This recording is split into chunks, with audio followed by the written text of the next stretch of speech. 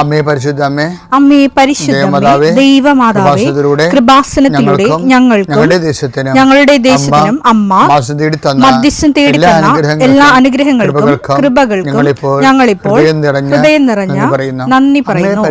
അമ്മേ പരിശുദ്ധമ്മേ ദൈവമാതാവേ, 2004 ഡിസംബർ 7 ഉച്ചകഴിഞ്ഞ് 2:30 കൃപാസനത്തിൽ സംഭവിച്ച അമ്മയുടെ പ്രത്യക്ഷപ്പെടലിനെ കുറിച്ച് തിരുസഭയ്ക്ക് സമർപ്പിച്ചിരിക്കുന്ന പഠനരേഖകളുടെ മേൽ സഭാത്മകമായ പഠനം ആരംഭിക്കുവാൻ ഞങ്ങൾ പ്രാർത്ഥിക്കുന്നു. അമ്മേ പരിശുദ്ധമേ, ഭൂസ്വർലോകങ്ങളുടെ രാജ്ഞിയായ അങ്ങേയ്ക്ക് ഭൗമസംരക്ഷണത്തിനായി പ്രപഞ്ചപ്രകൃതിയെ തന്നെ തിരുസഭ പ്രതിഷ്ഠിക്കുവാൻ ഈ പ്രത്യക്ഷീകരണം വഴി ഇടയാക്കണമേ. പരിശുദ്ധമേ, ജപമാല മാതാവേ, സകല കൃപാസനം പ്രാർത്ഥനയോടും ചേർത്ത് ഞങ്ങളിപ്പോൾ പ്രാർത്ഥിക്കുന്ന ഈ കുടുംബത്തിന്റെ പ്രത്യേക നിയോഗം മക്കളെ, അമ്മയുടെ പ്രത്യക്ഷീകരണത്തിന്റെ ഈ അനുഗ്രഹവേളയിൽ ഞങ്ങൾക്ക് സാധിച്ചു തരുവാൻ കനിയണമേ. ആമേൻ. വിശ്വാസ പ്രമാണം. സർവശക്തനായ പിതാവും ആകാശത്തിന്റെയും ഭൂമിയുടെയും സൃഷ്ടാവുമായ ദൈവത്തിൽ ഞാൻ വിശ്വസിക്കുന്നു. അവിടുത്തെ ഏകപുത്രനും ഞങ്ങളുടെ കർത്താവുമായ ഈശോമിശിഹായിലും ഞാൻ വിശ്വസിക്കുന്നു. ഈ പുത്രൻ പരിശുദ്ധാത്മാവിനാൽ ഗർഭസ്ഥനായി കന്യകാമറിയത്തിൽ നിന്ന് പിറന്ന് പൊന്തിയോസ് പീലാത്തോസിന്റെ കാലത്ത് പീഡകൾ സഹിച്ച് കുരിശിൽ തറയ്ക്കപ്പെട്ട് മരിച്ച് അടക്കപ്പെട്ട് പാതാളങ്ങളിൽ ഇറങ്ങി മരിച്ചവരുടെ ഇടയിൽ നിന്ന് 3-ാം നാൾ ഉയർത്ത് സ്വർഗത്തിലേക്ക് എഴുന്നള്ളി സർവശക്തിയുള്ള പിതാവായ ദൈവത്തിന്റെ വലതുഭാഗത്തിരിക്കുന്നു. അവിടെ നിന്ന് ജീവിക്കുന്നവരെയും മരിച്ചവരെയും വിധിക്കുവാൻ വരുമെന്നും ഞാൻ വിശ്വസിക്കുന്നു. പരിശുദ്ധാത്മാവിലും ഞാൻ വിശ്വസിക്കുന്നു. വിശുദ്ധ കത്തോലിക്കാ സഭയിലും പുണ്യവാന്മാരുടെ ഐക്യത്തിലും പാപങ്ങളുടെ മോചനത്തിലും ശരീരത്തിന്റെ ഉയർപ്പിലും നിത്യമായ ജീവിതത്തിലും ഞാൻ വിശ്വസിക്കുന്നു. ആമേൻ. സുഖസ്ഥനായ ഞങ്ങളുടെ പിതാവേ, അങ്ങയുടെ നാമം പൂജിതമാകണമേ. അങ്ങയുടെ രാജ്യം വരണമേ. അങ്ങയുടെ തിരുമനസ് സ്വർഗത്തിലെ പോലെ ഭൂമിയിലുമാകണമേ. അന്നു വേണ്ടുന്ന ആഹാരം ഇന്ന് ഞങ്ങൾക്ക് തരണമേ. ഞങ്ങളോട് തെറ്റ് ചെയ്യുന്നവരോട് ഞങ്ങൾ ക്ഷമിക്കുന്നത് പോലെ ഞങ്ങളുടെ തെറ്റുകൾ ഞങ്ങളോടും ക്ഷമിക്കണമേ. ഞങ്ങളെ പ്രലോഭനത്തിൽ ഉൾപ്പെടുത്തരുതേ, തിന്മയിൽ ഞങ്ങൾ രക്ഷിക്കണമേ. ആമേൻ. നന്മ നിറഞ്ഞ മറിയമേ, സ്വസ്തി. കർത്താവ് അങ്ങയുടെ കൂടെ സ്ത്രീകളിൽ അങ്ങ് അനുഗ്രഹിക്കപ്പെട്ടവളാകുന്നു. അങ്ങയുടെ ഉദരത്തിൻ ഫലമായി ഈശോ അനുഗ്രഹിക്കപ്പെട്ടവനാകുന്നു. പരിശുദ്ധ മറിയമേ, തമ്പുരാന്റെ അമ്മേ, പാപികളായ ഞങ്ങൾക്ക് വേണ്ടി ഇപ്പോഴും ഞങ്ങളുടെ മരണസമയത്തും തമ്പുരാനോട് അപേക്ഷിക്കണമേ. ആമേൻ. കർത്താവേ, നിന്റെ ഉന്നതമായ നാമത്തിന് സ്വസ്ഥം ചെയ്യുന്നു. കർത്താവേ, നിന്റെ വിശുദ്ധ പൗരോഹിത്യത്തെ മഹത്വപ്പെടുത്തണമേ. കർത്താവേ, സഭയിലുള്ള സാന്നിധ്യം ദൃഢമാക്കണമേ. 39 വർഷം ഞാൻ അർപ്പിച്ച കൃപാന്റെ യുഗതിയായി കൃപാസ്ഥാന ജീവനോടെ പ്രത്യക്ഷപ്പെട്ട മാതാവിന്റെ മാധ്യസ്ഥയിൽ അത്താറയിൽ നടന്ന 10,000-കണക്കിന് ആരാധന ശക്തിയാൽ കൃപാസനത്തിൽ നടന്ന റാലിയുടെ ലക്ഷക്കണക്കിന് ജപമാല പ്രാർത്ഥനയുടെ ശക്തിയാൽ അങ്ങയുടെ മക്കൾക്ക് വേണ്ടി പ്രാർത്ഥിക്കുന്നു. പ്രത്യേകിച്ച് കുഞ്ഞുങ്ങൾ ഓർത്ത് വേദനിക്കുന്നവരെ, കേസിലകപ്പെട്ടിരിക്കുന്നവരെ, വിസ പുതുക്കാനുള്ളവരെ, ജോലിയില്ലാത്തവരെ, സാമ്പത്തിക കടങ്ങൾ മാറാത്തവരെ, എല്ലാ മേഖലകളിലും തടസ്സമുള്ള മക്കളെ കർത്താവിൻ്റെ നാമത്തിൽ ഞാൻ സാക്ഷ്യം പറയാനുള്ള അനുഭവം കിട്ടാൻ വേണ്ടി ഈശോ നാമത്തിൽ ആശീർവദിക്കുന്നു.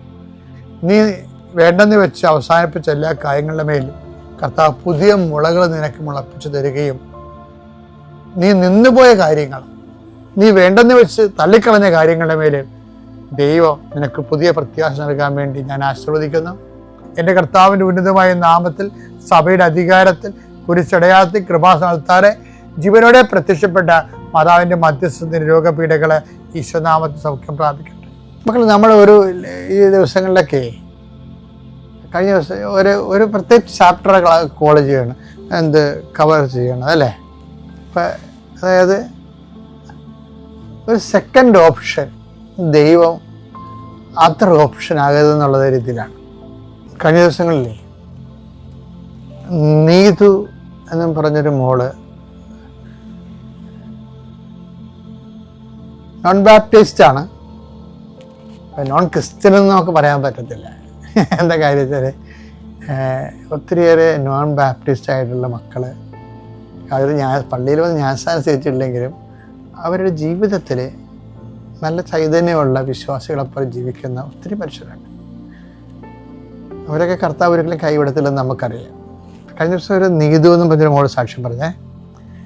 അപ്പോൾ അവൾ പറയുമ്പോൾ അവൾ ഈ പത്രം കൊടുക്കുകയാണ്, പ്രാർത്ഥിച്ച് ഉടമ്പടി പ്രകാരം പത്രം ആൾക്കാരൊക്കെ കൊടുക്കുക. അപ്പോൾ അവൾ കൂട്ടുകാരത്തി പറയുവേ, എടി നീ 10 കിലോമീറ്റർ നടക്കണം, നാണമുണ്ട് അതിനൊക്കെ, നീ പഠിക്കേണ്ടതല്ലേ ചെയ്യേണ്ടത്. അപ്പം നികുതി പറയവേ, കർത്താവ് എൻ്റെ ജോലിയാണ് ഞാൻ ചെയ്യണത്, അപ്പം കർത്താവ് എൻ്റെ ജോലി ചെയ്യും. അതാണ് അവളുടെ ഒരു ബോധ്യം എന്ന് പറയണത്. അപ്പോഴത് ആ ബോധ്യം സത്യസന്ധമായിരുന്നു എന്നുള്ളതിൻ്റെ തെളിവാണ് ആ PSCക്ക് അവൾക്ക് 1ാം റാങ്ക് കിട്ടിയത്. അപ്പം അത് അവർക്ക് ബോധ്യമുണ്ട് ആ സംഭവം. ഇത് എന്താ കുഴപ്പമെന്നറിയാമോ, നമ്മൾക്ക് ഇങ്ങനെ ബോധ്യം ഇല്ലെങ്കിൽ താൻ പാതി ദൈവം പാതി എന്നൊക്കെ പറഞ്ഞാലും കുറച്ച് കഴിയുമ്പോൾ ഈ ദൈവം എന്നുള്ള സംഭവം ഫെയ്ഡ് ഔട്ടായിട്ട് പോകും. അതാണ് എൻ്റെ കുഴപ്പം. എന്നിട്ട് നിങ്ങൾ നാളെ ജയിക്കുകയും ചെയ്യണമെങ്കിൽ ആദ്യം ഞാൻ പ്രാർത്ഥിച്ചായിരുന്നു, ഞാൻ കഷ്ടപ്പെട്ട് പ്രവർത്തിച്ച് പ്രവർത്തനം ചെയ്തായിരുന്നു, അതുകൊണ്ടാണ് എന്നൊക്കെ പറഞ്ഞ് കൃപാസന്ധി വന്ന് ചില സാക്ഷിയൊക്കെ പറയത്തില്ലേ. ഇപ്പം ഞാൻ ചിരിക്കത്തൊന്നുമില്ല, ഞാൻ നോക്കത്തുമില്ല. അത് എന്നുവെച്ചാൽ എനിക്ക് അറിയാം കുറച്ച് കഴിയുമ്പോൾ ഇവർ വൃത്തിയും വിനയില്ലാത്തവരാണ്, ആധ്യാത്മികമായിട്ട് കൃത്യതയില്ലാത്ത ആൾക്കാരാണെങ്കിൽ, അതാ ഉദ്ദേശം ഞാൻ പറഞ്ഞത്, ആധ്യാത്മികമായി കറക്റ്റല്ലെങ്കിൽ 6 മാസം കഴിയുമ്പോൾ ഇവരുടെ കള ഇവരിലും തന്നെ രൂപപ്പെട്ടു വരും. ബൈബിളിൽ എങ്ങനെ വെച്ച് കഴിഞ്ഞാൽ മറ്റുള്ളവർ വന്നു പ്രഭു നമ്മൾ വിതച്ചത് നല്ല വിത്തല്ലേ, കള എങ്ങനെ രൂപപ്പെട്ടു? അത് ശത്രു ചെയ്ത പണിയാണ്. കുറച്ച് കഴിയുമ്പോൾ ശത്രു തന്നെത്താൻ പറയും, എന്താ പറയും, അതിപ്പോൾ ഞാൻ പഠിച്ചത് കൊണ്ടാണ്, പ്രാർത്ഥിച്ചതല്ല, എനിക്ക് എല്ലാത്തിനും പണ്ടേ മാർക്കുള്ള ആളാണ്, ഞാൻ ബുദ്ധിപരമായിട്ട് എൻ്റെ ക്ലാസ്സിൽ ഫസ്റ്റായിരുന്നു. അപ്പോൾ ഇങ്ങനെ കുറേ സാധനമൊക്കെ ഒരു 6 മാസം കഴിയുമ്പോൾ പതുക്കെ താൻ പാതി ദൈവം പാതി എന്നുള്ള കാര്യം മാറിയിട്ട് തന്നിലേക്ക് തന്നെ ആ മഹത്വം വരും, എൻ്റെ ക്രെഡിറ്റായിട്ട് വരും. അതാണ് ഇതിൻ്റെ ഒരു അപകടം എന്ന് പറയുന്നത്. ആദ്യം വരത്തില്ല, ഒരു 6 മാസം കഴിയുമ്പോഴാണ് ഇത് നമ്മുടെ ഉള്ളിൽ തന്നെ ഇങ്ങനെ ഒരു രീതി, ദൈവത്തിൻ്റെ മഹത്വം നമുക്ക് സ്വയമായിട്ട് നമ്മൾ ഏറ്റെടുത്ത് നമ്മളൊരു അതർ ഗോഡായിട്ട് മാറും. അത് ശ്രദ്ധിക്കണം. നമ്മൾ ഇങ്ങനെ നല്ല കാര്യങ്ങളൊക്കെ ഇതൊക്കെ അച്ഛൻ പറഞ്ഞൊക്കെ നിങ്ങൾ കൃത്യമായിട്ട് ശ്രദ്ധിച്ചാണ് നിങ്ങൾ ആധ്യാത്മിക ജീവിതം നയിക്കണമെന്നുണ്ടെങ്കിലല്ല, ദൈവം നിങ്ങളൊക്കെ ഒരിക്കലും വിട്ടുപോകത്തില്ല. ദൈവം നിങ്ങൾ അനുഗ്രഹിക്കട്ടെ. എൻ്റെ പേര് ജെയിംസ്. ഞാൻ കട്ടപ്പനയ്ക്കടുത്ത് ചപ്പാത്ത് സെൻറ്റ് ആൻ്റണീസ് ഇടവക അംഗമാണ്. ഞാൻ 2019 ഡിസംബർ 30 കൃപാസനത്തിൽ വന്ന് ഉടമ്പടി എടുക്കുന്നത്. ഉടമ്പടി എടുക്കാനുണ്ടായ കാരണം, അതിനു മുമ്പ് എൻ്റെ സാക്ഷ്യം ഒന്ന് ഞാൻ ഇവിടെ രേഖപ്പെടുത്തുകയാണ്. ഞാൻ ഒരു കോൺട്രാക്ടർ വർക്കാണ്, അതായത് വീടുകൾ പണിത് കൊടുക്കുന്ന ജോലിയാണ്. ഏതാണ്ട് 10-45 ജോലിക്കാർ എനിക്കുണ്ടായിരുന്നു. ഏതാണ്ട് ഒരു 3 വർഷമായിട്ട് ഞാൻ വളരെ സാമ്പത്തികമായി വലിയ പ്രതിസന്ധിയിലായിരുന്നു. കാരണം ഈ ചെയ്യുന്ന വർക്കിന് പൂർണ്ണമായ പൈസ നമുക്ക് കിട്ടാതെ ഫലമായിട്ട് ഞാൻ കൊടുക്കാനുള്ള സ്ഥലത്ത് ഞാൻ കൃത്യമായി കൊടുത്തില്ലെങ്കിൽ അവരെന്നെ വളരെയേറെ വിഷമിപ്പിക്കും. എങ്കിലും ജോലിക്കാർക്കും മെറ്റീരിയൽ എടുക്കുന്ന സ്ഥലത്തെല്ലാം പൈസ കൊടുക്കണമായിരുന്നു. അവസാനം മെറ്റീരിയൽ കടയിൽ ഒത്തിരി പൈസ കടമായി. അപ്പം അങ്ങനെ ഇരിക്കുമ്പോഴാണ് എനിക്ക് എൻ്റെ വീടെന്ന് പറഞ്ഞാൽ, ഒരു കോൺട്രാക്ടറുടെ വീടെന്ന് പറഞ്ഞാൽ തീർത്തും വാസയോഗ്യമാണെന്ന് പറയാൻ പറ്റത്തില്ല. ഷീറ്റിട്ട വീട്, 2 മുറി, ഒരു ഹാള്, ഒരു അടുക്കള. ഞങ്ങൾക്ക് എല്ലാവർക്കും കൂടെ താമസിക്കുവാനായിട്ട് വളരെ അസൗകര്യമുള്ള വീടായിരുന്നു. എങ്കിലും മോനൊരു കല്യാണാലോചന വന്നു. അപ്പോൾ ഞാൻ പറഞ്ഞു, നമുക്ക് വീട് പുതുക്കി പണിതതിന് ശേഷം നമുക്ക് വിവാഹം നടത്താമെന്ന് പറഞ്ഞ് വിവാഹം ഉറപ്പിച്ചു വെച്ചു. പക്ഷേങ്കിൽ ആ ഇടയ്ക്കാണ് വീട് പൊളിച്ചു പണിയാമെന്ന് തീരുമാനിച്ചപ്പോൾ, മെയിൻ്റനൻസ് ചെയ്യാമെന്ന് തീരുമാനിച്ചപ്പോൾ അതിനുവേണ്ടി ഞാൻ ലോൺ എടുത്തിട്ടുണ്ടായിരുന്നു. ആ പൈസ ഈ മെറ്റീരിയൽ എടുക്കേണ്ട കടയിൽ അവർ എന്നെ നിർബന്ധിച്ചതുകൊണ്ട് ഞാൻ വീട്ടിൽ പറഞ്ഞ് ഞാൻ പൈസ ഞാൻ സെക്യൂരിറ്റി ആയിട്ട് ഡിപ്പോസിറ്റ് ആയിട്ട് കൊടുക്കുകയാണ്. നമ്മുടെ വീടിൻ്റെ പണി ആരംഭിക്കുമ്പോഴും നമുക്ക് പൈസ വാങ്ങാം എന്നുള്ളൊരു ഉറപ്പിൻ്റെ പുറത്ത് ജീവിത പങ്കാളിയെയും മക്കളോടും പറഞ്ഞ് ഞാൻ പൈസ അവിടെ ഏൽപ്പിക്കുകയാണ് ചെയ്തത്. അങ്ങനെ ഇരിക്കുമ്പോഴാണ് 2018 പ്രളയം വന്നപ്പോൾ എൻ്റെ വീട് തകർന്നു. അപ്പോൾ നമുക്ക് അവിടെ താമസിക്കാൻ പറ്റാത്ത അവസ്ഥയായി. വീണ്ടും ഞങ്ങൾ വാടക വീടിനെ ആശ്രയിച്ചു. വാടക വീട്ടിൽ ആശ്രയിച്ച് ജീവിക്കുമ്പോൾ ഞാൻ തീർത്തും കടുത്ത സാമ്പത്തിക പ്രതിസന്ധിയിലാണ്. അപ്പോൾ ഞാൻ ഓർത്തു ഇനി ജീവിതം മുമ്പോട്ട് കൊണ്ടുപോയിട്ട്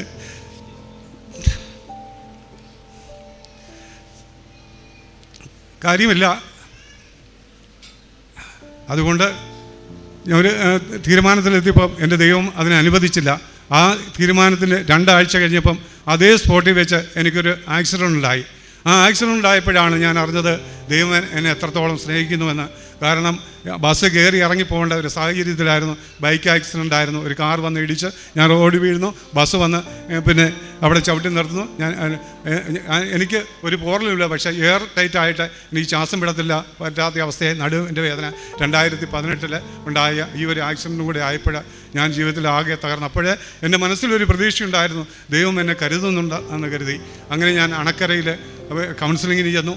അവിടെ ചെന്നപ്പോഴാണ് എൻ്റെ അവസ്ഥയെക്കുറിച്ച് എനിക്ക് മനസ്സിലാകുന്നത്. ഇപ്പോൾ കൃപാസനത്തിലേക്ക് എൻ്റെ സൈറ്റ് സൂപ്പർവൈസർ കൃപാസനത്തിൽ വന്ന് പ്രാർത്ഥനയ്ക്ക് വന്ന് പങ്കെടുക്കുന്നുണ്ട്. പക്ഷെ അവർ വന്ന് പോകുമ്പോൾ പലരും ഇവിടെ വരുന്നുണ്ട്. അപ്പോഴും കൃപാസനത്തെക്കുറിച്ച് ഞാൻ കേട്ടറിഞ്ഞപ്പോഴും എനിക്ക് കൃപാസനത്തെക്കുറിച്ച് വലിയൊരു പുച്ഛമായിരുന്നു. കാരണം എൻ്റെ മനസ്സിൽ കരുതിയത് അന്ന് നമ്മൾ തെറ്റായ അഭിപ്രായങ്ങൾ പലരിൽ നിന്നും കേട്ടു, ചാനലിലൂടെ കേട്ടു. അതിൻ്റെ വെളിച്ചത്തിൽ കൃപാസനത്തിലേക്ക് വരാനായിട്ട് എനിക്ക് സാധിച്ചില്ല. പക്ഷേ അവസാനം ഞാൻ തീരുമാനിച്ചു കൃപാസനം എന്താണെന്ന് അറിയണം. ഞാൻ യൂട്യൂബിൽ സെർച്ച് ചെയ്തു. അപ്പോഴാണ് അച്ഛന് കിട്ടിയ അഭിഷേകത്തെക്കുറിച്ചും അച്ഛന് കിട്ടിയ വരദാനത്തെക്കുറിച്ചുമെല്ലാം ഞാൻ അറിയാനിടയായത്. അങ്ങനെ ഞാൻ 2019 ഡിസംബർ 30 ഇവിടെ എത്തിച്ചേർന്നു. ഇവിടെ എത്തിച്ചേരുമ്പോൾ വലിയൊരു പ്രശ്നത്തിലൂടെയാണ് കടന്നു പോകുന്നത്. എൻ്റെ ശരീരത്തിൻ്റെ ഈ വലതുവശത്ത് ഒരു മുഴയുണ്ടായിരുന്നു. അതുപോലെ എൻ്റെ ചെവിയിൽ ഒരു മാംസ കഷ്ണം. എനിക്ക് ചെവി പൂർണ്ണമായിട്ട് അസ്വസ്ഥയായിരുന്നു. ഈ മുഴ ഞാൻ വീട്ടിൽ ആരോടും പറഞ്ഞില്ല, ഹോസ്പിറ്റലിൽ പോയില്ല. കാരണം ഇത്രയും പ്രതിസന്ധിയുടെ മധ്യത്തിൽ എൻ്റെ രോഗം കൂടെ അറിഞ്ഞു കഴിയുമ്പോൾ വീണ്ടും താർന്നു പോകുന്ന കണക്കിന് പുറത്ത് ഞാനത് രഹസ്യമായി സൂക്ഷിച്ചു. പക്ഷേ ഇവിടെ വന്നപ്പോൾ എനിക്ക് ആക്സിഡൻറ്റ് കഴിഞ്ഞ് ഞാൻ ഇവിടെ വന്നപ്പോൾ എനിക്ക് ചൊവ്വേന്നേരം ഇരിക്കത്തില്ല. ഒരു വിധത്തിലാണ് ഞാൻ ഇവിടെ നിന്നത്. അപ്പോഴാ 30 പ്രാർത്ഥനയിൽ അച്ഛൻ രോഗശാന്തിയുടെ പ്രാർത്ഥനയുടെ സമയത്ത് അച്ഛൻ പറയുന്നുണ്ടായിരുന്നു. എൻ്റെ ചെവി കൊണ്ട് കേട്ടതാണ്, ഞാൻ എൻ്റെ ഹൃദയത്തെ സ്പർശിച്ചതാണ്. അച്ഛൻ പറഞ്ഞു, വലത് ആര്യലിനോട് ചേർന്ന് മുഴ കർത്താവ് സൗഖ്യപ്പെടുത്തുന്നു, ഒരു മാംസകഷം ചെവിയിൽ നിന്നും വലത് ചെവിയിൽ നിന്നും എടുത്തു മാറ്റുന്നു എന്ന് അച്ഛൻ പ്രാർത്ഥിക്കുന്നത് എൻ്റെ ചെവി കൊണ്ട് കേട്ടു. പക്ഷേ ഞാൻ അത് അത്ര കാര്യമാക്കില്ല. പക്ഷേ ഉടമ്പടി എടുത്തപ്പോൾ ഞാനിവിടെ മാതാവിൻ്റെ അടുത്ത് വന്നപ്പോഴാണ് എനിക്ക് കൃപാസനത്തിൽ ഈ മാതാവ് മാത്രമല്ല ഈശോയുടെ സാന്നിധ്യമുണ്ടെന്ന് എനിക്ക് വെളിപ്പെട്ടിയത്. കാരണം ഇവിടെ അച്ഛനെ ഞാൻ കണ്ടപ്പോൾ, അച്ഛൻ്റെ ചുറ്റും ആൾക്കാർ നിൽക്കുന്ന കണ്ടപ്പോൾ എൻ്റെ മുഖത്തിൽ വന്ന് ഈശോ അവിടെ നിൽക്കുന്നു. അതായത് മലമുകളിൽ ഈശോ നിൽക്കുമ്പോൾ ഈശോയുടെ ചുറ്റും ജനങ്ങൾ കൂടുന്ന സിനിമയിലെ ആ ഒരു രംഗം പോലെ എൻ്റെ മനസ്സിലേക്ക് തെളിഞ്ഞു വന്നു. അന്നു മുതൽ അച്ഛൻ്റെ ആ ഓരോ വാക്കുകളും തേൻകട്ട പോലെ എൻ്റെ ഹൃദയത്തെ തുളച്ചു. എനിക്ക് കൃപാസനത്തും അച്ഛനോടുള്ള ആ സ്നേഹവും എനിക്ക് ഇന്നും അച്ഛൻ്റെ വാക്കുകൾ ഈശോയാണ് സംസാരിക്കുന്നത്, ഈശോയാണ് ഇടപെടുന്നത് എന്നുള്ള വലിയൊരു അനുഭവം എനിക്ക് ഇതുണ്ടായി. ഞാനിത് പലരോടും ഞാനുമായി ബന്ധപ്പെടുന്ന വ്യക്തികളോടും എല്ലാം ഈ കൃപാസനത്തെക്കുറിച്ച് ഞാൻ സാക്ഷിയായി ഞാൻ പറയാറുണ്ട്. കാരണം ഒത്തിരി ഞാൻ താമസിച്ചു, ഉടമ്പടി പുതുക്കാൻ താമസിച്ചു, എനിക്ക് വരാൻ സാധിച്ചില്ല. അത് മാതാവിനോടൊരു വെല്ലുവിളിയായിട്ടാണ് നീണ്ടുപോയത്. അതിനും കാരണമുണ്ട്. ഞാൻ 2 മക്കൾക്ക് വേണ്ടിയിട്ടാണ്, മൂത്ത മോനും ഇളയ മോനും വേണ്ടിയിട്ടാണ് ആദ്യത്തെ നിയോഗം വെച്ചത്. ആദ്യത്തെ വിദേശത്ത് പോകാനായിട്ട്. അതിനകത്ത് മൂത്ത മോൻ്റെ കാര്യങ്ങൾ നടന്നില്ല, ഇളയ മോൻ്റെ കാര്യം ആണ് നടക്കുന്നത്. ഇളയ മോന് ഇതുപോലെ അവൻ്റെ 2.5 ലക്ഷം രൂപയോളം നമ്മൾ ചെലവഴിച്ച് പഠനം നടത്തി. അപ്പോഴാണ് നമുക്ക് പറയുന്നത് ഇന്ന പോലെ 10 ലക്ഷം രൂപ ഒരു സുഹൃത്ത് തരാമെന്ന് പറഞ്ഞു, 2 രൂപ പലിശയ്ക്ക്. ആ 2 രൂപ പലിശയ്ക്ക് ഞാൻ പൈസ വാങ്ങി പിന്നെ വിദേശത്ത് വിടാമെന്നുള്ള തീരുമാനത്തിൻ്റെ പുറത്ത് എല്ലാം ഇടപാട് നടത്തി. പക്ഷേങ്കിൽ കൊറോണ വന്നതുകൊണ്ട് 8 മാസമായിട്ടും ഇവന് കാര്യങ്ങളൊന്നും നടന്നില്ല. അവസാനം തരാമെന്ന് പറഞ്ഞ വ്യക്തി പൈസ തരാമെന്ന് പറഞ്ഞ വ്യക്തി പറഞ്ഞു, ഇനി ഞങ്ങൾക്ക് വെയിറ്റ് ചെയ്യാൻ പറ്റത്തില്ല, അതുകൊണ്ട് നിങ്ങളത് വാങ്ങിക്കണമെന്ന് പറഞ്ഞു. പക്ഷേ 2% പലിശ, 20,000 രൂപ മാസം പലിശ കൊടുക്കണമല്ലോ എന്ന് ഓർത്തുകൊണ്ട് ഞാനത് പെൻഡിങ് വെച്ചു. എന്നോട് ചോദിച്ചു എങ്ങനെ കൊടുക്കാനാണ്, അതുകൊണ്ട് ഞാനത് വേണ്ടാന്ന് വെച്ചു. പക്ഷേങ്കിൽ 2 ആഴ്ച കഴിഞ്ഞപ്പോഴത്തേനും അവിടുന്ന് പിന്നെ ഏജൻസിയിൽ നിന്ന് വിളിച്ചു, നിങ്ങൾ അടുത്ത ദിവസം തന്നെ നിങ്ങളുടെ പൈസ അടച്ച് നിങ്ങൾ ചെറുക്കൻ അവിടെ വരണമെന്ന് പറഞ്ഞു. അപ്പോൾ എനിക്ക് വേറെ ഒന്നും പറയാനില്ല. ഞാൻ മാതാവിനോട് നിലവിളിച്ചു. ഉടമ്പടി പത്രികയിൽ കണ്ണുനീരൊഴുക്കി ദേവാലയത്തിൽ ചെന്ന് പ്രാർത്ഥിച്ചു. അപ്പോഴാണ് പിറ്റേ ദിവസം മോള് വിളിക്കുകയാണ്. മോള് വിളിച്ചിട്ട് പറഞ്ഞു, പപ്പ വിഷമിക്കേണ്ട, എൻ്റെ ഒരു സുഹൃത്ത് 10 ലക്ഷം രൂപ തരാമെന്ന് പറഞ്ഞിട്ടുണ്ട്, അതായത് ഇപ്പോൾ പലിശയോ ഒന്നും കൊടുക്കണ്ട, ചെന്നിട്ട് ജോലി ചെയ്ത് പൈസ കൊടുത്താൽ മതി എന്ന് പറയും. അത് മാതാവിൻ്റെ വലിയൊരു അനുഗ്രഹമായിരുന്നു. കാരണം 2 ആഴ്ചയ്ക്ക് ശേഷം ഞാനത് വാങ്ങിയിരുന്നെങ്കിൽ പലിശ കൊടുക്കേണ്ടി വന്നതിന്. ഇത് പലിശ ഇല്ലാതെ എൻ്റെ ഒരു സുഹൃത്ത് നമുക്ക് ഇത്രയും പൈസ തന്ന് സഹായിച്ചു. അങ്ങനെ മോന് വിദേശത്ത് പോകാൻ സാധിച്ചു. അതിനുശേഷം ജീവിതത്തിൽ ഒത്തിരി അനുഗ്രഹങ്ങളാണ്. അതായത് ഉടമ്പടി തൈലം ഞാൻ ഉടമ്പടി എടുത്ത് ഞാൻ പറഞ്ഞല്ലോ, ഈ 60 ദിവസം കഴിഞ്ഞപ്പോൾ എനിക്ക് ഈ സൈഡിൽ വേദന കലശലായി. അപ്പോഴേ ഞാൻ ഓർത്ത് എന്താ ഭയങ്കരമായിട്ട് വേദന, ഇനി എന്ത് ചെയ്യാം, നമുക്ക് ഡോക്ടറെ പോയി കാണാമെന്ന് പറഞ്ഞ് ഞാൻ ബൈക്കെടുത്ത് ഡോക്ടറെ ചെന്ന് കണ്ടു. ഡോക്ടർ ഒരു സിറപ്പിന് മാത്രം, ഗ്യാസിന് ഒരു സിറപ്പിന് മാത്രം കുറിച്ച് തന്നു. ഞാനത് വന്ന് 1 ഡോസേ കുടിച്ചുള്ളൂ. പക്ഷേങ്കിൽ എൻ്റെ അമ്മ മാതാവ്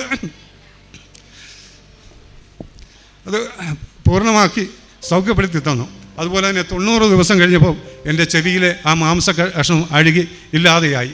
അതും വലിയൊരു, അപ്പം ഞാൻ ചെവി തോണ്ടി എടുത്തു കഴിഞ്ഞപ്പോഴാണ്, എല്ലാം നിലത്തിട്ട് കഴിഞ്ഞപ്പോഴാണ് എൻ്റെ മനസ്സിൽ ഓർമ്മ വന്നത്, അച്ഛൻ എന്നെ പോലെ വിളിച്ച് പറഞ്ഞതല്ലേ, പ്രാർത്ഥിച്ചതല്ലേ, എന്നെക്കുറിച്ചല്ലേ. അപ്പം ഞാൻ എൻ്റെ ഉള്ളം കയ്യിൽ കഷ്ണങ്ങളെല്ലാം എടുത്ത് വെച്ചിട്ട് ഫോട്ടോ എടുത്ത് ഞാൻ എൻ്റെ മോൾക്ക് അയച്ചു കൊടുത്തു. ഇത് അമ്മ മാതാവ് എനിക്ക് എൻ്റെ ജീവിതത്തിൽ വലിയൊരു അത്ഭുതം ചെയ്തു എന്ന് പറഞ്ഞ് അങ്ങനെ ഇട്ട് കൊടുത്തു. അങ്ങനെ അതുപോലെ തന്നെ ഉടമ്പടി തൈലത്തിലൂടെ, അതായത് എനിക്ക് 10-20 വർഷമായിട്ട് പൈൽസിൻ്റെ രോഗം ഉണ്ടായിരുന്നു. പക്ഷേ ഇന്ന് വരെ ഉടമ്പടി എടുത്തതിന് ശേഷം ഇന്ന് വരെ ആ രോഗമില്ല. ഇന്നലെയും ഞാൻ ചിക്കൻ കഴിച്ചിട്ടാണ് അവിടെ വന്നത്. അല്ല, എനിക്ക് ചിക്കനോ ഉണക്കമീനോ അങ്ങനെ ഒരു ഭക്ഷണം കഴിക്കാൻ പറ്റാത്ത അവസ്ഥയാണ്. കഴിച്ചു കഴിഞ്ഞിട്ടുണ്ടെങ്കിൽ ഒത്തിരി വിഷയങ്ങളുണ്ടാകുമായിരുന്നു. പക്ഷേ ഇതിന്നെല്ലാം പൂർണ്ണമായ സൗഖ്യം എൻ്റെ അമ്മ മാതാവ് ഈശോയിലൂടെ എനിക്ക് വാങ്ങിത്തന്നു. എൻ്റെ അമ്മ മാതാവിന് നന്ദി പറയുകയാണ്. അതുപോലെ തന്നെ ഒത്തിരി അനുഭവങ്ങളുണ്ട്. എൻ്റെ മോക്ക് ഇതുപോലെ ചുണ്ടിൽ ഒരു വെള്ളപ്പാടുണ്ടായിരുന്നു. അപ്പം അത് അടുത്ത ദിവസം കണ്ടപ്പോൾ എൻ്റെ മോള് വിളിച്ചിട്ട് പറഞ്ഞു, പപ്പ ഇന്നപോലെ എൻ്റെ ചുണ്ടിൽ ഒരു ചെറിയൊരു വെളുത്ത പാട് കാണുന്നു, മറ്റുള്ളവരെ എന്നെ പരിഹസിക്കുന്നു എന്ന് പറഞ്ഞു. ഞാനത് അമ്മ മാതാവിനോട് പറഞ്ഞു. കാരണം ഞാൻ ഏറ്റവും കൂടുതൽ സ്നേഹിക്കുന്ന എൻ്റെ മോള് കണ്ണുനീര് വരുമ്പോൾ എനിക്ക് സഹിക്കാൻ പറ്റത്തില്ല. ഞാൻ മാതാവിനോട് പറഞ്ഞു, മാതാവേ, എൻ്റെ മോളെ ചുണ്ടായിട്ട് ഞാൻ കണ്ടുകൊണ്ട് എൻ്റെ ചുണ്ടിൽ ഞാൻ ഉടമ്പടി തൈലം പൂശി. 2 ആഴ്ച കഴിഞ്ഞപ്പം അത് കാണാനില്ല. അത് വലിയൊരു, അതുപോലെ തന്നെ എൻ്റെ മോൻ്റെ കൊച്ചിന് 1 വയസ്സേ ഉണ്ടായിരുന്നുള്ളൂ. അരയ്ക്ക് ചുറ്റും അലർജിയാണ്, അങ്ങനെ ചുമന്ന് ആയിരിക്കും. അപ്പോൾ ഇങ്ങനെ ആദ്യം ഹോസ്പിറ്റലിലേക്ക് കൊണ്ടുപോയി മരുന്ന് മേടിച്ചു, വീണ്ടും ചൊറിഞ്ഞ് പൊട്ടുന്നു. അപ്പോഴേ വൈകിട്ട് പ്രാർത്ഥനയുടെ സമയത്ത് ഞാൻ നേരത്തെ പറഞ്ഞ ഒരു കാര്യം ചെയ്ത്, നിങ്ങൾ നാളെ ഹോസ്പിറ്റലിൽ പോയി ഡോക്ടറെ കാണിക്കാൻ പറഞ്ഞു. പ്രാർത്ഥിച്ചുകൊണ്ടിരുന്നപ്പോൾ ഞാൻ എന്തിനു ഹോസ്പിറ്റലിൽ പോകണം, അമ്മ മാതാവ് അല്ലേ ഉടമ്പടി തൈലേ ഉള്ളത്. ഞാൻ പ്രാർത്ഥന കഴിഞ്ഞിട്ട് ഉടനെ മോളെ വിളിച്ചിട്ട് പറഞ്ഞു, മോനോടും പറഞ്ഞു, നമ്മൾ ഹോസ്പിറ്റലിൽ പോകുന്നില്ല, നമുക്ക് ഉടമ്പടി തൈലം പൂശിയാൽ മതി. ഉടമ്പടി തൈലം ഇട്ട് കഴിയുമ്പോൾ അമ്മ മാതാവ് അത് സൗഖ്യപ്പെടുത്തി തരുമെന്ന് പറഞ്ഞു. അങ്ങനെ ഉടമ്പടി തൈലം പൂശി എൻ്റെ കുഞ്ഞിന് ആ പൂർണ്ണമായ ആ സൗഖ്യം കിട്ടി. അതുപോലെ തന്നെ എൻ്റെ മോളും എൻ്റെ കൂടെയാണ്. ആ കുഞ്ഞിനും എന്തെങ്കിലും അസ്വസ്ഥത വരുമ്പോൾ ഉടമ്പടി തൈലമാണ് ഇട്ട് കൊടുക്കുക. പനി വന്നാലും ശരി, എന്തെങ്കിലും അസ്വസ്ഥത ഉണ്ടായാൽ അവർക്കും വളരെ ആശ്വാസപ്രദമാണ്. ഒത്തിരിയേറെ അനുഭവങ്ങളാണ്, അനുഗ്രഹങ്ങളാണ് എൻ്റെ മാതാവ് എനിക്കും എൻ്റെ കുടുംബത്തിനും ഒത്തിരി പറഞ്ഞാൽ തീരാൻ പറ്റാത്ത ഒത്തിരി അനുഭവങ്ങൾ എൻ്റെ ജീവിതത്തിൽ അമ്മ മാതാവ് തന്നു.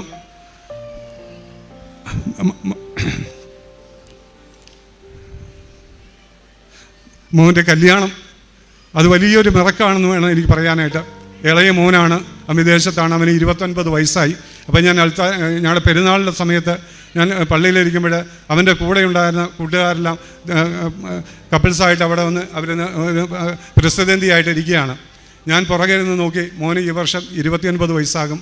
ഞാൻ അന്നേരം അമ്മ മാതാവിനോട് പറഞ്ഞു, മാതാവേ, അന്തോനീസെ, അടുത്ത് തിരുനാളിന് എൻ്റെ മക്കളെ 2 പേരെയും പ്രസിദ്ധന്തിയാക്കുവാനായിട്ട് അമ്മ മാതാവ് സഹായിക്കണം, ഈ അന്തോനീസെ സഹായിക്കണം എന്ന് ഞാൻ പ്രാർത്ഥിച്ചു. അങ്ങനെ മാട്രിമോണിയിൽ പേര് കൊടുത്തു. അത് ഒത്തിരി ഞങ്ങൾ നോക്കി, ഒന്നും നടന്നില്ല. അവസാനം അങ്കമാലിയിൽ നിന്നും ഒരു പ്രപ്പോസൽ വന്നു. ഞാൻ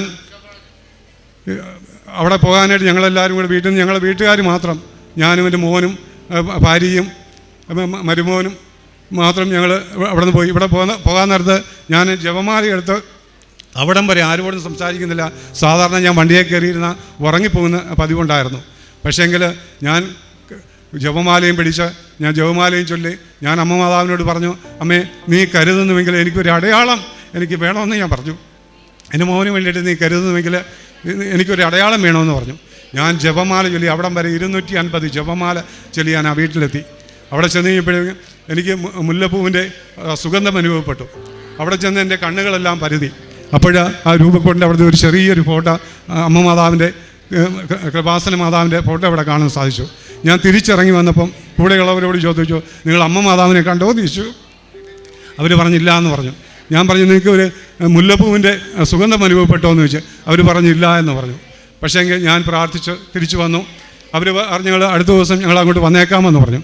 ഇവർ പറഞ്ഞതുപോലെ 2-3 ദിവസം കഴിഞ്ഞപ്പോൾ നമ്മുടെ വീട്ടിലേക്ക് ഇടുക്കിയിലേക്ക് വന്നു കഴിഞ്ഞപ്പോഴത്തേനും ഈ അപ്പനും അവർ പറഞ്ഞുകൊണ്ട് വണ്ടിയിൽ നിന്ന് റോഡിലോട്ട് ഇറങ്ങുന്നത് ഇങ്ങനെയാണ് പറഞ്ഞത്, ഇത് വളരെ മോശമാണ്, വഴി വളരെ മോശമാണ്, ഭയങ്കര ദൂരമാണ്, ആദ്യമായിട്ടാണ് ഞങ്ങൾ ഇത്രയും ദൂരം യാത്ര ചെയ്യുന്നതെന്ന് പറഞ്ഞു. പക്ഷേങ്കിൽ യാത്ര ചെയ്യുന്നതെന്ന് പറഞ്ഞു. അപ്പോൾ അവർ ആകെ ക്ഷീണിച്ച് ഛർദ്ദിച്ച് അവശതയായിട്ടായിരുന്നത്. അപ്പം ഞാൻ ഓർത്ത് ഇത് നടക്കത്തില്ലായിരിക്കും എന്നുള്ള കണക്കൂട്ടിൽ ഞാനിരുന്നു. പക്ഷേ അവർ റോഡിൽ നിന്ന് വീട്ടിലോട്ട് കയറി, മുറ്റത്തുനിന്ന് കയറി മുറിക്കകത്തോട്ട് കയറി കഴിഞ്ഞപ്പോൾ ഇവരാകെ ഓക്കെ ആയി, എല്ലാം ഫ്രഷായി. അത് കഴിഞ്ഞ് ഇവർ ധൃതിയായിരുന്നു. ഇവർ പറഞ്ഞൊക്കെ സമയം പോയി, ഞങ്ങൾ ഉടനെ തിരിച്ചു പോവുകയാണ് എന്ന് പറഞ്ഞ് അവർ പോയി. ഞാനും ജപമാല ഉണ്ടായിരുന്നു, ഞങ്ങൾ ജപമാലയ്ക്കും പോയി. അവർ പോയ വഴി ഞാൻ വേറെ റൂട്ടാണ് പറഞ്ഞു കൊടുത്തത്, ആ വഴി അവർ പോയി. അവരിടയ്ക്ക് എന്നെ വിളിച്ചപ്പോൾ ഞാൻ ഫോൺ എടുക്കാൻ പറ്റിയില്ല, ഞാൻ സൈലൻ്റ് ഇട്ടിട്ടേക്കായിരുന്നു ഞാൻ ജപമാലയ്ക്ക് പോയതുകൊണ്ട്.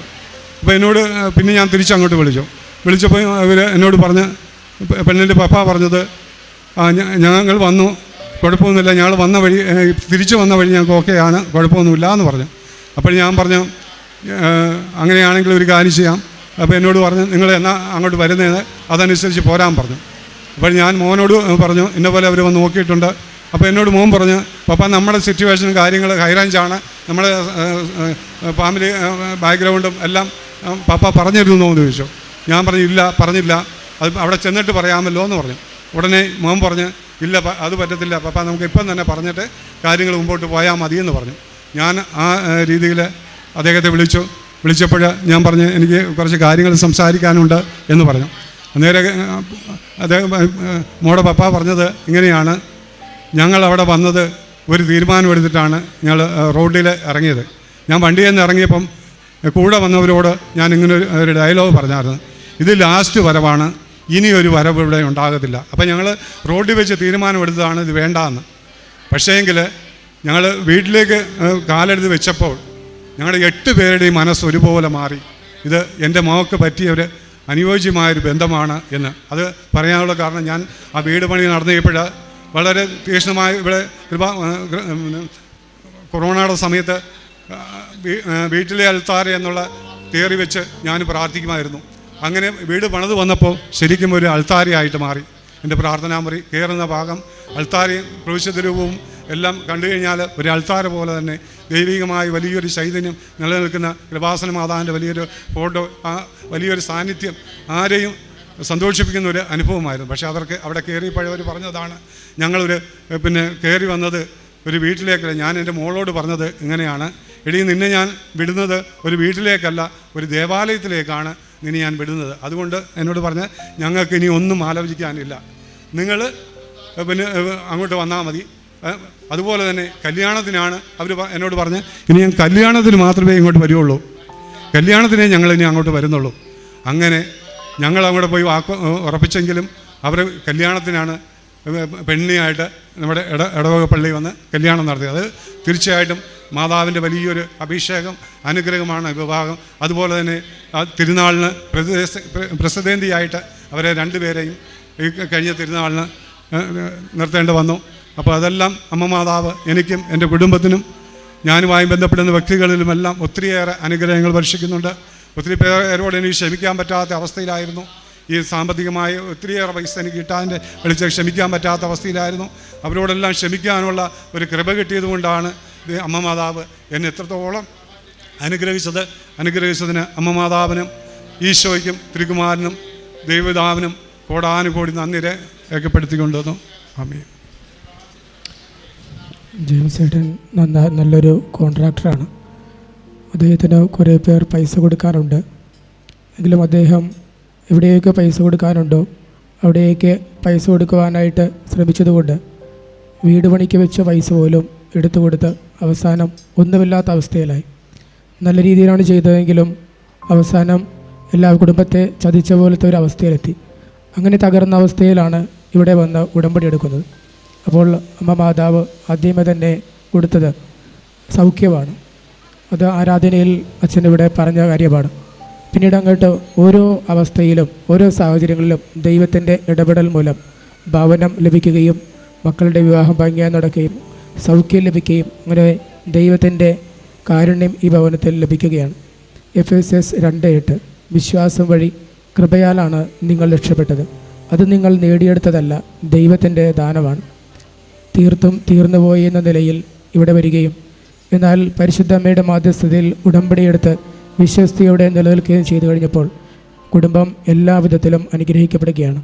നമ്മൾ ഉടമ്പടിയിലേക്ക് വന്ന് ദൈവത്തോട് വിശ്വസ്താപൂർവ്വം നിൽക്കുമ്പോൾ അമ്മ മാതാവ് പറയുന്നത് പോലെ ഈശോ പറയുന്നത് അനുസരിച്ച് ജീവിക്കുമ്പോൾ നമ്മുടെ ജീവിതത്തിലും ദൈവം ഇടപെട്ട് സഹായിക്കും. പരിശുദ്ധ മാതാവ് വഴി ദൈവം ഈ കുടുംബത്തിന് നൽകിയ അനുഗ്രഹങ്ങൾക്ക് കൈയടിച്ച് നമുക്ക് ദൈവത്തെ മഹത്വപ്പെടുത്താം. യേശുവേ നന്ദി, യേശുവേ സ്തോത്രം, യേശുവേ ആരാധന.